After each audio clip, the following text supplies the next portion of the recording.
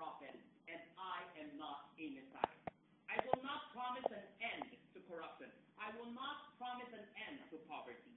But I will only promise a means by which all of us could achieve that at the end of the day. My dear friends, poverty is not just the absence of wealth. It's the absence of many faces. There is the poverty of the mind. A lot of our people are still miring in poverty because they have not been able to gain access to quality education. We will push towards the program Education for All, not just only providing scholarship programs or easily doled out programs, but capacity building mechanisms aimed at providing incentives for those people who will be able to finish their program.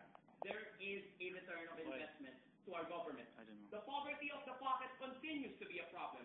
We will not promise jobs for everyone, but we will promise an opportunity for each and able individual who graduates to have a knock at a job. Third, poverty of the environment. As we all know, climate change has become a great equalizer for all nations. Thus, our efforts should be focused on mitigation and preparation, and not just on a reactive basis. And finally, to all my foes and to all those who are oppositionists, this is an opportunity for us to counter the poverty of relationships. Now is the time to get together, to build a consensus, and to start working together as a nation.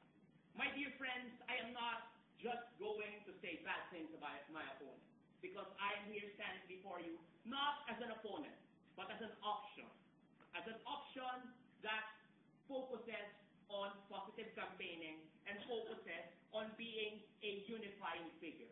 At the end of the day, we cannot just promise everything to our people because we have continuously failed to live to our promises.